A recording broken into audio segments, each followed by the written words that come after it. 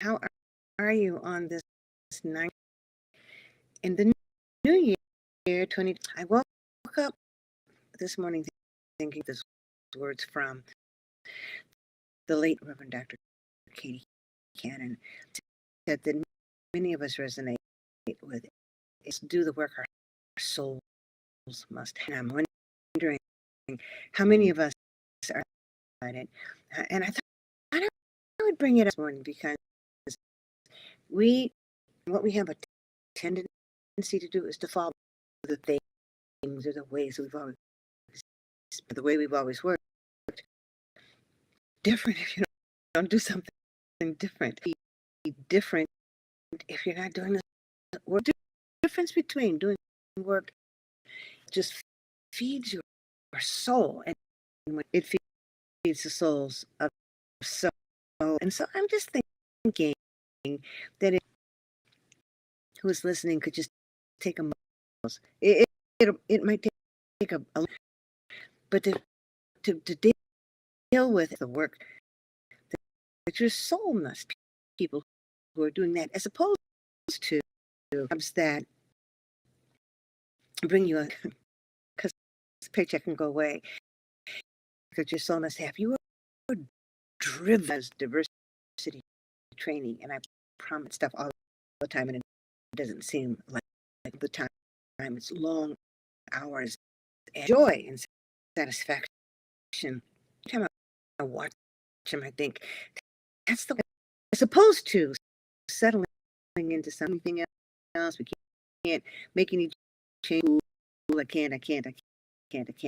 We, many of us, with the spirit of lack and the things that we don't have and the things we're opposed to, the things that we do, and then deeper than that, the things we. And so I thought that I, because there are just, it's in a weird place. It's not a place that we've not, this country, this world, we go this and dysfunction and dystopia. Yeah, we go through it. But, it's important for us to, the work that our soul must have, because it gives us energy to keep going forward with everything that's going on. That you should stop. You should worth it.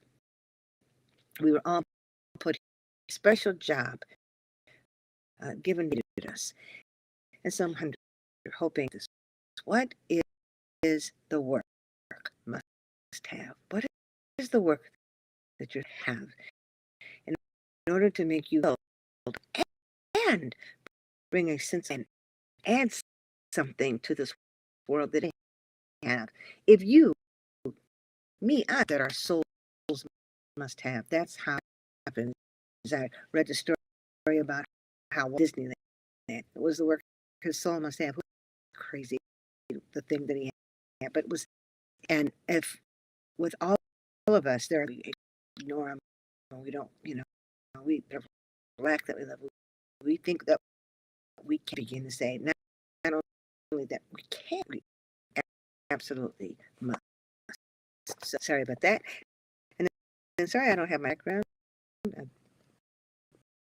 I struggle. I don't know where it went, and I was trying to get. Hopefully by next week I'll have it fixed. But I'll sit here and talk to each other with this. Okay, so this morning, pause with me when you know you've let go certain thing, because so many of us don't let go forever. Pain and hurt and frustration, 30, 40, 50, 60, 67. It makes us to be very, it might actually block us. Souls must do, our souls must have clump. It's a clump of souls, and it blocks us. There's this in God for us to hear God and truth that God put us here to do. So this scripture is under the mighty hand of me exalt you. Don't you love that? Due time. Cast your God, because God cares for you. And a few weeks ago, I was watching syrup roll gently over the top ordered. At the same table said who had ordered waffles. Two, which pulled in the little waffles. That's why they are. Because it hit me as I looked the way the syrup was falling is the way to us. Through sticky substances and betrayal glides over us and our spirits on bad stock, like syrup. Either way, stuff damages us. Pancakes and waffles taste good. Well, emotions sour. We've seen that when some people are mad, and you're kind of figuring out trying to figure out what they are voicing stuck in their spirits, and it's coming out. It doesn't want to be inside of us. It makes pancakes moist and dry us out so that we are unable to absorb.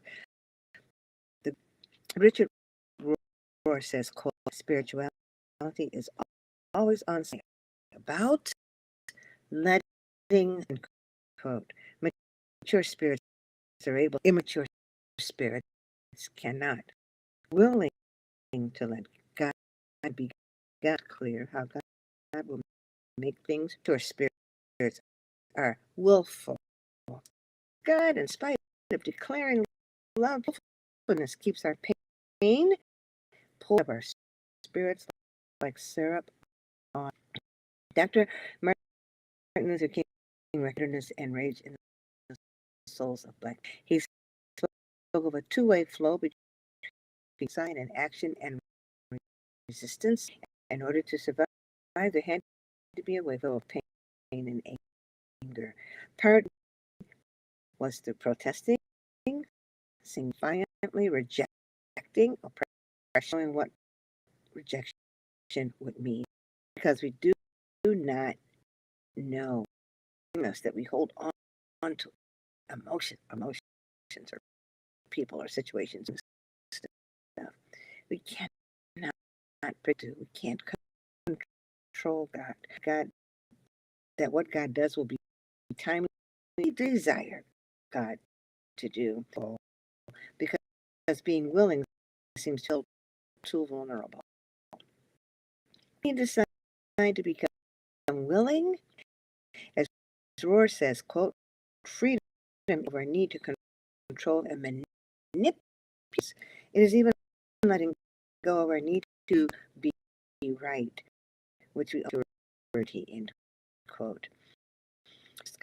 God. And I think that's so interesting because we always trust and sing that song, but we don't really trust God. When we decide to trust God, see somebody hurt for the way they hurt us, we break out of ourselves, impose prisons, and we are found. When we do that, we gain freedom. I'm going to say it again, as Richard Rohr says, free our need to control and manipulate, even letting go of our need to right, which we only discover with we do that, our souls open up. Armor that has kept us bound. Can't you just remember that has us bound? And we worry about what will happen to the persons that brought us pain. We can wilderness to the edge of the Red Sea, where we can pass over and to a new world. And I think that's why I brought up this morning about years.